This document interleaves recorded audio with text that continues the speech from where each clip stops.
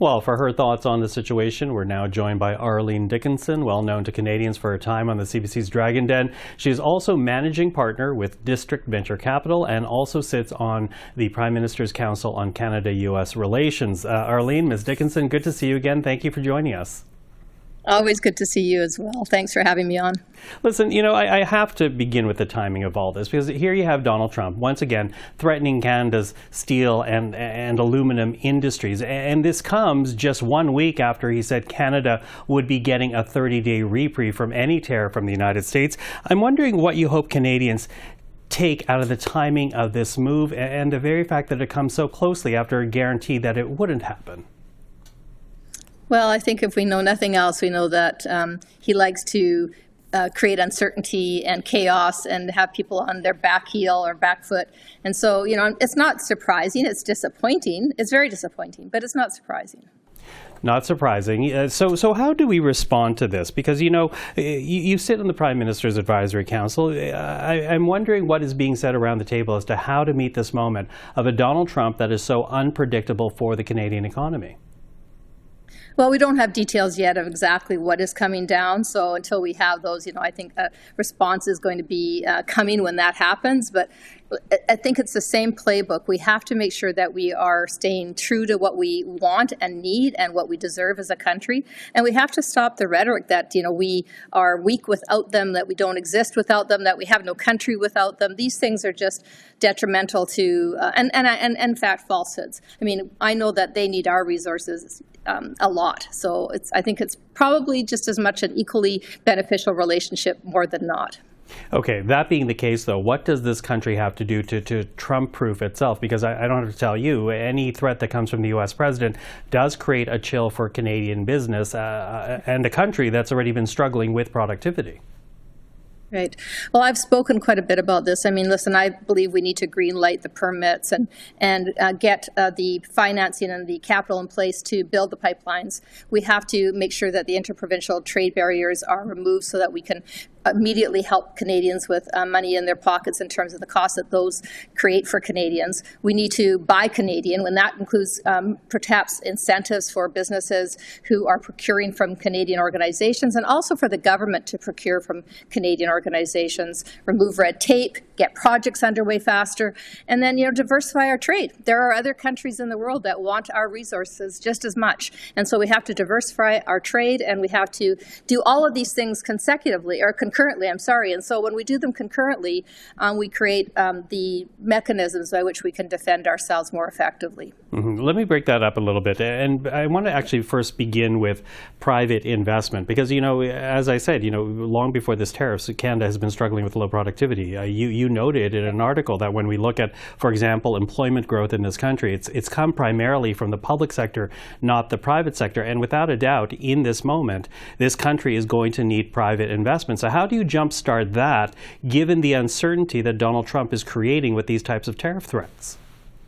Well, the way to get investment in the country is to open up and move some of the regulatory red tape that is in the way of investment. So, these things are all very connected. So taking away those trade barriers interprovincially, making sure that the red tape is there so that projects can get underway in the energy sector.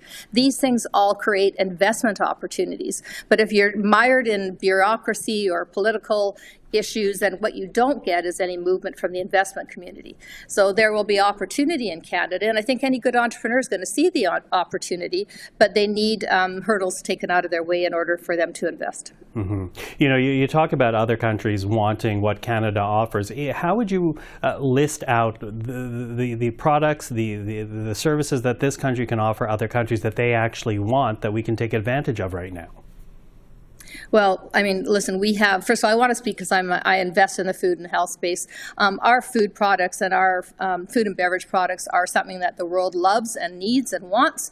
And so we have, our agricultural sector that provides ingredients, from raw ingredients through to finished goods to the world. We have resources in the form of energy, and that energy needs to get to market. We have minerals, in the form of germanium and uranium and cobalt and all the things that people require required in order to make technology work. So there are a lot of resources and raw ingredients from our land, as well as finished products from our land that people in the world need and want, and there are other markets that will buy them. Mm-hmm. You know, and forgive me because I suspect you're tired of being asked the question, but I do need to ask you about Kevin O'Leary and the comments that we're hearing from your former co-star in Dragon's Den. He has been talking a lot on U.S. media. That includes comments he makes on Fox News. I want you to take a listen to what we heard from him recently about Canada and the United States. The real opportunity comes out of the chaos and economic union. And I think this is the beginning of that narrative. You got to remember, Alberta has more energy than the entire United States. Right. That's where there's opportunity. That's where the economic union makes sense to investors. So Kevin O'Leary talking about opportunity out of chaos, talking about economic union with the United States. What's your take on that?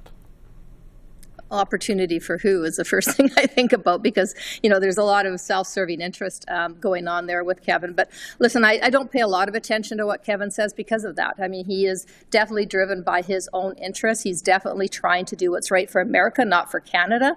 And, you know, like an economic union is not going to be viable, and it's not a solution that I think is going to work, because it means giving up our sovereignty. If we give up our economic value, if we give up the things that we have in order to appease what Donald Trump is looking for, we lose control over everything that is ours. And that is not, that's not opportunity for Canada. That's opportunity for the U.S.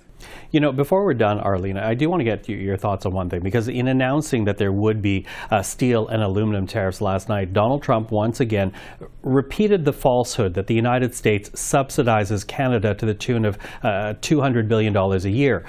What do you say to that? Because there are Americans who hear the message, believe it, and it sways them when they hear Donald Trump argue it's time to make Canada the 51st state.